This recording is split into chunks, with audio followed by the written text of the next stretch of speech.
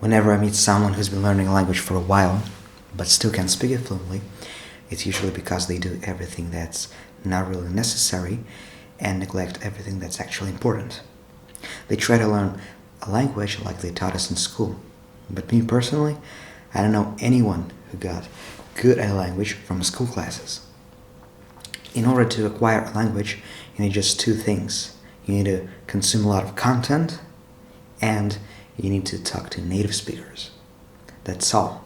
You don't need flashcards, textbooks, none of that nonsense. Duolingo, none of that. So, first you need to consume a lot of content. You just read and watch what you like. When you come across a word that you don't know, you just check it in a dictionary, like Wiktionary. You don't really need to write it down anywhere. When you come across it again, and if you still don't remember, you check it again.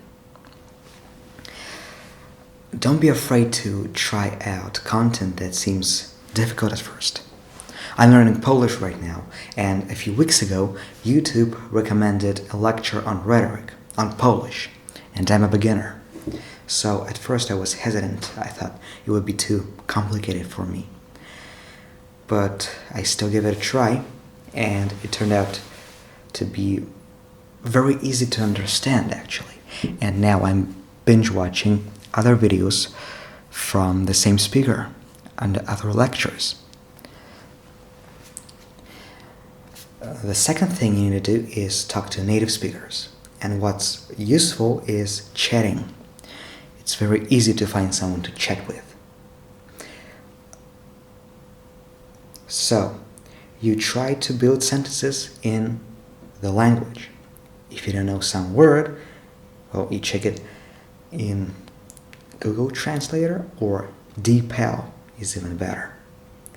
If you cannot build a sentence at all, you just write it, once again, in Google Translator or DeepL, and then you try to analyze why the sentence in the target language is built that way. So you don't just mindlessly copy-paste, you actually try to understand. And ChatGPT can be very useful, but you need to be careful.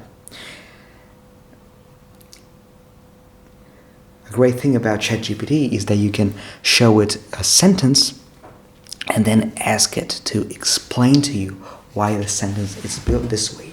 And it will explain the grammar and the vocab. It works perfectly with popular languages, but you need to be very cautious if you learn a language that's less popular, because ChatGPT will never tell you that it doesn't know something. It will hallucinate, it will make up grammar, it will make up words. So be very careful and double check everything. So, why is it so that you don't need flashcards? Because if you watch enough content and you try to speak and chat enough, you will learn all the basic words anyway. You will just come across them often. You will memorize it like that. I have some languages that I've been learning without writing anything down. I just watched a lot of videos and I can speak them pretty good. The same goes for textbooks. It's artificial. And the problem with textbooks is that they answer questions that you haven't yet come up with.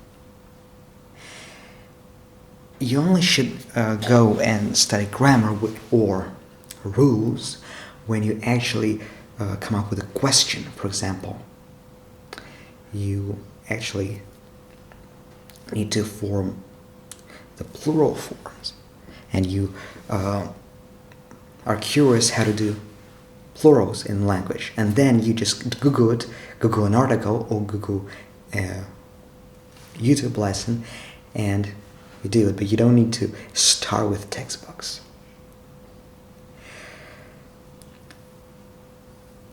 The same goes for Duolingo. Duolingo is useless. I think napping is more effective for language learning than Duolingo. And some of you may ask, well, can't I do both? Can I watch content, speak with native speakers, and do Duolingo on top of that? Well, you can, but should you? Let's say you have 2 hours a day to practice English or any other language you're learning. You can spend 2 hours watching content, or you can spend 1 hour watching content and 1 hour on Duolingo.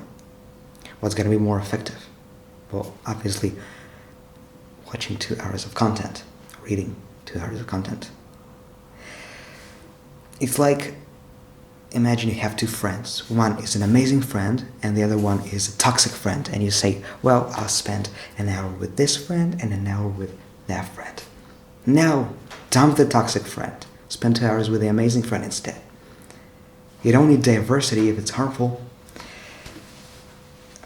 It's the same story when I meet someone who says, like, I've been learning English for years and I still can't speak it. And I look up their routine and it's 15 minutes of Duolingo, 15 minutes of textbooks, 15 minutes of like checking the words, flashcards, 15 minutes of some other nonsense. No, just focus on what works. Focus on consuming content and focus on talking to native speakers. If you just do these 2 things, you will get to a good level that you want. And if you neglect these things, you won't go anywhere. So yeah, learn to say no to things. Learn to say no to things because a no is inevitable. Whenever you say yes to something, you say no to other things. Whenever you say yes to Duolingo or flashcards, textbooks, you say no to content, talking to native speakers at the same moment.